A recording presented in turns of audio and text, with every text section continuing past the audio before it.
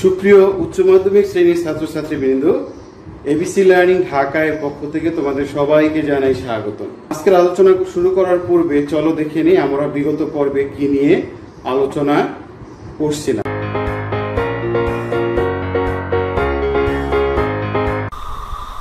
সুপ্রিয় উচ্চ মাধ্যমিক শ্রেণীর ছাত্রছাত্রীবৃন্দ, স্বাগতম তোমাদের এবিসি লার্নিং ঢাকার পক্ষ থেকে।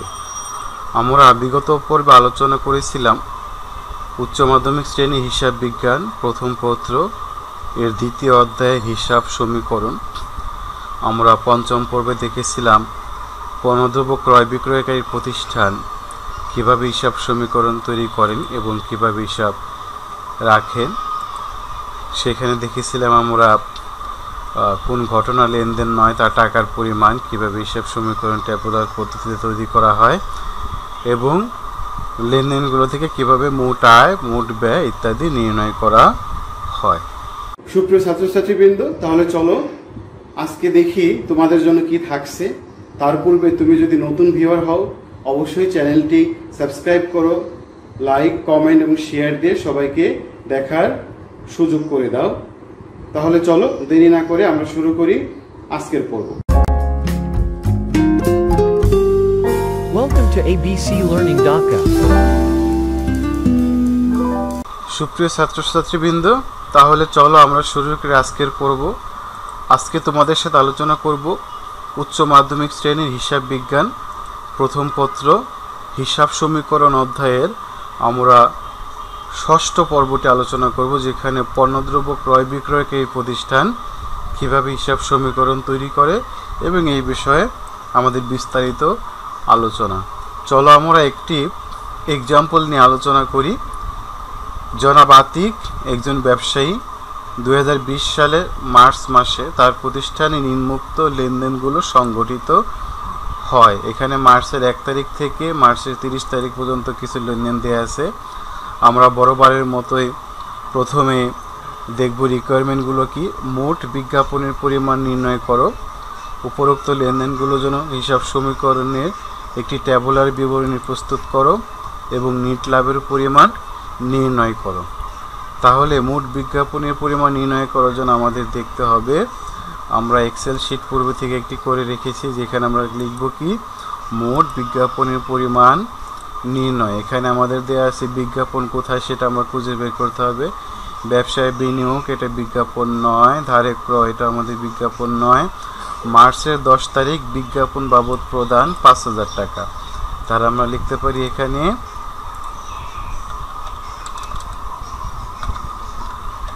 মার্চ 10 বিজ্ঞাপন খরচ 10,000 টাকা। আরও কোনো লেনদেন আছে কিনা আমরা একটু দেখে নিই। সাথী এন্টারপ্রাইজের নিকট বিক্রয়টি বিজ্ঞাপন 9, পাওনাদারকে পরিশোধ, প্রচারের উদ্দেশ্যে বিনামূল্যে পণ্য বিতরণ 4,000 টাকা, এটিও এক ধরনের বিজ্ঞাপন। তাহলে লিখতে পারি মার্চ 17 বিনামূল্যে পণ্য বিতরণ, এটা আমাদের কত টাকা আছে 4,000 টাকা। তাহলে মোট আমার বিজ্ঞাপন খরচ হচ্ছে 10,000 যোগ 4,000, মোট 14,000 টাকা। আর একবার দেখে নিই আর কোনো এন্ট্রি আছে কি না। না, আমাদের আর কোনো এন্ট্রি নেই। তাহলে আমাদের ক নম্বর রিকোয়ারমেন্ট যেটা ছিল সেটা আমাদের হয়ে গেল। এরপর আমাদের খ নাম্বার রিকোয়ারমেন্টে আছে উপরোক্ত লেনদেনগুলোর জন্য হিসাব সমীকরণ একটি ট্যাবুলার বিবরণী প্রস্তুত করো। তো ট্যাবুলার বিবরণী বা হিসাব সমীকরণ যেটাই বলুক আমাদের একটি ফরম্যাট, সেটা হিসাব সমীকরণ। আমরা দেখে নিই আমাদের লেনদেনগুলো কি কি আছে। ব্যবসায় বিনিয়োগ করেন 2 লক্ষ টাকা, তাহলে ব্যবসায় বিনিয়োগ করলে আমার নগদ টাকা বাড়বে। আমরা নগদের জন্য একটা ঘর করে 2 লক্ষ টাকা এবং মালিকানা সত্ত্ব মূলধন এটি বাড়বে 2 লক্ষ টাকা। আমরা লিখতে পারি 2 লক্ষ টাকা। এরপর হয়েছে মার্চের 5 তারিখ ধারে 50,000 টাকা এবং পরিবহন খরচ প্রদান 2,000 টাকা। ধারে পণ্য ক্রয় করলে এটা পরিবহন খরচ আলাদা হিসেবেই দেখাবো, পণ্য ক্রয়ের সাথে পরিবহনের সম্পর্ক নেই, কিন্তু সম্পত্তি ক্রয় করলে সেটা সম্পত্তির সাথে যোগ হবে। তাহলে ধারে পণ্য ক্রয় করলে আমার ক্রয় বাড়বে এবং প্রদেয় হিসাব বাড়বে। ক্রয় বাড়া হলো মালিকানা সত্ত্ব কমে যাওয়া। তাহলে আমরা এখানে লিখতে পারি প্রদেয় হিসাব আমরা মার্চে 50,000 টাকা এবং মালিকানা সত্ত্ব এটা কমে যাবে আমাদের 50,000 টাকা। আমরা লিখতে পারি কি পণ্য ক্রয়। এরপরে মার্চের 5 তারিখ আমরা আরেকটি ট্রানজাকশনের জন্য ঘর করে নেই, সেটা ছিল কি পরিবহন খরচ 2000 টাকা। তাহলে পরিবহন খরচ সাধারণত নগদেই প্রদান করা হয়, তাহলে নগদ কমবে 2000 টাকা এবং মালিকানা সত্ত্ব এটা কমবে আমাদের 2000 টাকা। এখানে লিখব আমরা পরিবহন খরচ 2000 টাকা। এরপরে রয়েছে আমাদের বিজ্ঞাপন বাবদ প্রদান 5000 টাকা। তাহলে বিজ্ঞাপন খরচ এটি নগদে প্রদান করা হয়েছে, তাহলে নগদ কমবে 5000 টাকা এবং আমার মালিকানা সত্ত্ব কমবে 5000 টাকা। আমরা ব্যাখ্যা লিখতে পারি বিজ্ঞাপন খরচ 5000 টাকা। এরপরে মার্চের 13 তারিখ সাথী এন্টারপ্রাইজের নিকট বিক্রয় 90,000 টাকা। সাথী এন্টারপ্রাইজ এখানে নাম উল্লেখ করা অর্থ হলো এটা বাকিতে বিক্রয় করা হয়েছে। তাহলে বাকিতে বিক্রয় করলে আমাদের একটা প্রাপ্য হিসাব এবং বিক্রয়। তাহলে আমরা এখানে একটা প্রাপ্য হিসাবের ঘর করি। প্রাপ্য হিসাব আমরা লিখবো এখানে 90,000 টাকা আর বিক্রয় করলে মালিকানা সত্ত্ব বাড়ে। তাহলে মালিকানা সত্ত্ব মূলধন লিখলাম আমরা 90,000 টাকা। ব্যাখ্যার ঘরে লিখলাম বিক্রয়। মার্চের 15 তারিখ পাওনাদারকে পরিশোধ করা হলো 49,000 টাকা। অবশিষ্ট টাকা বাট্টা পাওয়া গেলে এটা একটু আমরা খেয়াল করে করব। আমাদের পাওনাদার ছিল কত টাকা 50,000 টাকা, যার মধ্যে আমরা পরিশোধ করলাম 49,000 টাকা। তাহলে প্রথমে আমরা এটা দেই পাওনাদারকে পরিশোধ, তাহলে 49,000 টাকা এবং আমার প্রদেয় হিসাব কমবে 49,000 টাকা, কিন্তু আমার কমার কথা কত 50,000 টাকা। তাহলে সেটার জন্য আমি আবার আরেকটি কাজ করতে পারি, এখানে প্রদেয় হিসাব কমাবো 1,000 টাকা এবং মালিকানা সত্ত্ব বাড়িয়ে দিব 1,000 টাকা, কারণ বাট্টা পাওয়া গেলে এটা আমার একটি আয়। তাহলে লিখতে পারি আমরা বাট্টা প্রাপ্তি 1,000 টাকা। অথবা আমরা করতে পারতাম নগদ 49,000 টাকা, প্রদেয় হিসাব মাইনাস 50,000 টাকা এবং এইখানে আমরা দুইটি একবারে মাইনাস না করে 50,000 একবারে মাইনাস করতে পারতাম। এখানে মালিকানা সত্ত্ব বা মূলধনের ঘরে লিখতাম 1,000 টাকা। যেভাবে করো আমাদের ইফেক্ট সেম, শুধু আমাদের এখানে একটা ঘর বাড়িয়ে নিতে হবে, কারণ মার্চের 15 তারিখ নামে আমরা আর একটা ঘর করব। 17 তারিখ প্রচারের উদ্দেশ্যে বিনামূল্যে পণ্য বিতরণ 4,000 টাকা। বিনামূল্যে পণ্য বিতরণ করলে আমার পণ্য ক্রয় কমে যাবে এবং বিজ্ঞাপন খরচ বেড়ে যাবে। তার মানে একদিকে খরচ বাড়বে, অন্যদিকে আমার একটি খরচ কমবে। তাহলে দুটি মালিকানা সত্ত্বে প্রভাবিত করবে। তাহলে আমরা 17 তারিখে একবার আমরা বিজ্ঞাপন খরচের জন্য ক্রয় কমিয়ে দিলে, খরচ বাড়িয়ে দিলে মালিকানা সত্ত্ব কমে যাবে, আবার ক্রয় কমে গেলে মালিকানা সত্ত্ব বেড়ে যাবে। তাহলে আমরা এটা লিখতে পারি কি পণ্য বিতরণ। তাহলে একবার 4,000 টাকা বাড়লো আর একবার 4,000 টাকা কমলো।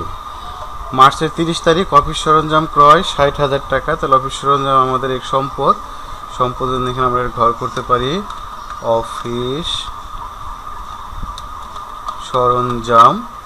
আমরা এখানে লিখব 60,000 টাকা এবং নগদ কমে যাবে, নগদে ক্রয় করার কারণে 60,000 টাকা। তাহলে আমাদের আর কোনো এন্ট্রি আছে কিনা, নাই। আর কোনো এন্ট্রি না থাকার কারণে আমরা যোগফল দেখি এখানে আমাদের নগদ হচ্ছে কত 84,000 টাকা, প্রাপ্য হিসাব 90,000 টাকা, সরঞ্জাম 60,000 টাকা, তিনটি মিলে আমাদের 2,34,000 টাকা। প্রদেয় হিসাব আমাদের নাই কারণ পরিশোধ হয়ে গেছে, মালিকানা সত্ত্ব আমাদের 2,34,000 টাকা। তাহলে আমাদের এখানে আমাদের যে হিসাব সমীকরণ সেটি হয়ে গেল। এরপরে গ নম্বর রিকোয়ারমেন্ট ছিল নিট লাভের পরিমাণ নির্ণয় করো। নিট লাভ পরিমাণ নির্ণয় করতে হলে আমাকে একটি আয় বিবরণী তৈরি করতে হবে, যেখানে বিক্রয় থেকে আমরা ক্রয় বাদ দিলে পাবো মোট লাভ, সেখান থেকে অন্যান্য পরিচালন খরচ বাদ দিলে পাবো নিট লাভ। তাহলে আমরা যদি নিট লাভ নির্ণয় করি, বিক্রয় আছে আমাদের 90,000 টাকা, সেখান থেকে বাদ দেব ক্রয় 50,000, ক্রয় থেকে বাদ দেব বিনামূল্যে পণ্য বিতরণ 4,000, তাহলে নেট ক্রয় আমার হচ্ছে 46,000। এর সাথে যোগ করব আমাদের পরিবহন খরচ, সেটি রয়েছে আমাদের 2,000 টাকা। আমরা ধরে নিই এটি প্রত্যক্ষ খরচ, সেজন্য পরিবহন খরচ আমরা যোগ করব। 2,000 পণ্যের ব্যয় হচ্ছে আমার 46,000 যোগ 2,000 48,000, তাহলে মোট লাভ হবে আমার কত টাকা? 90,000 মাইনাস বিক্রিত পণ্যের ব্যয় 48,000, তাহলে 42,000 টাকা। বাদ পরিচালন ব্যয়। পরিচালন ব্যয়ের মধ্যে রয়েছে আমাদের মূলধন, ক্রয়, পরিবহন খরচ, বিজ্ঞাপন খরচ 5,000 টাকা।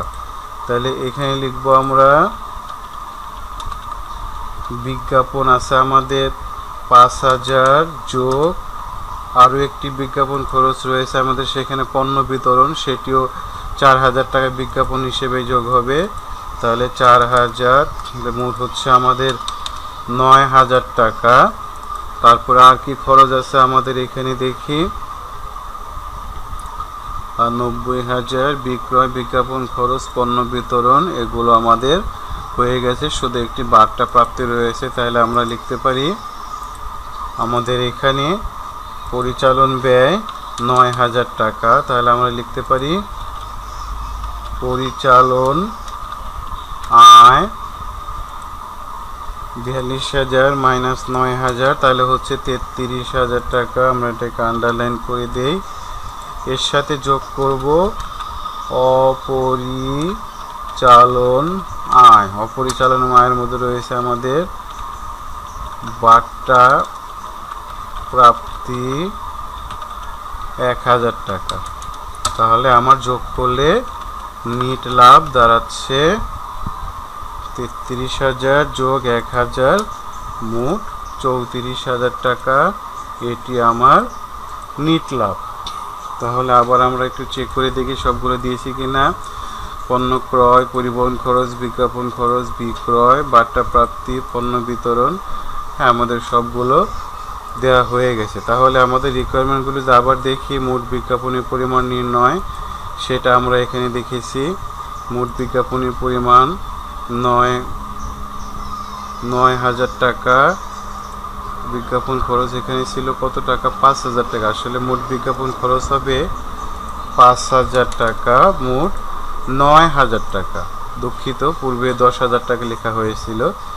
এরপরে আমাদের রিকোয়ারমেন্ট ছিল হিসাব সমীকরণ। হিসাব সমীকরণে আমরা দেখিয়েছি যে বিজ্ঞাপন খরচ এখানে কত টাকা দেখিয়েছিলাম, আমরা 5,000 টাকা দেখিয়েছিলাম, ভুলে সেখানে 10,000 টাকা দেখানো হয়েছিল। এরপরে আমাদের রিকোয়ারমেন্ট ছিল নিট লাভের পরিমাণ নির্ণয়। সেখান থেকে আমরা নিট লাভ তৈরি করে দেখলাম যে আমাদের বিক্রয় 90,000 বাদ ক্রয় 50,000 বাদ বিনামূল্যে পণ্য বিতরণ 4,000, 46,000 যোগ পরিবহন খরচ 2,000, তাহলে পণ্যের ব্যয় হচ্ছে আমাদের 48,000 টাকা। 90,000 টাকা থেকে 48,000 বাদ দিলে মোট লাভ হচ্ছে আমার 42,000 টাকা। সেখান থেকে পরিচালন ব্যয়, বিজ্ঞাপন খরচ বাদ দিলাম 9,000, তাহলে আমার পরিচালন আয় হচ্ছে 33,000 টাকা। তার সাথে যোগ করলাম অপরিচালন আয়, বার্তা প্রাপ্তি 1,000, মোট 34,000। তো সুপ্রিয় ছাত্রছাত্রীবৃন্দ, এটাই ছিল আমাদের আজকের আলোচনার মূল পর্ব। আমরা চলো এক নজর দেখে নিই আগামী পর্বে তোমাদের জন্য কি থাকছে। সুপ্রিয় ছাত্রছাত্রীবৃন্দ, আশা করি এতক্ষণ ভিডিওটি দেখেছো। ভালো লাগলে অবশ্যই শেয়ার, কমেন্ট এবং সাবস্ক্রাইব করবে। তাহলে চলো দেখে নেই এক নজর আগামী পর্বে তোমাদের সাথে কি নিয়ে আলোচনা করব। সুপ্রিয় ছাত্রছাত্রীবৃন্দ, এতক্ষণ আমাদের সাথে থাকার জন্য ধন্যবাদ। আগামী পর্বে আমরা আলোচনা করব বিস্তারিত বা কম্প্রিহেন্সিভ এক্সাম্পল সেবামূলক প্রতিষ্ঠানের জন্য। সেখানে কীভাবে হিসাব সমীকরণ থেকে মোট আয়, নিট আয়, অন্যান্য জিনিসগুলা আমরা দেখব। ততক্ষণ সবাই ভালো থাকো, সুস্থ থাকো। সবাইকে ধন্যবাদ।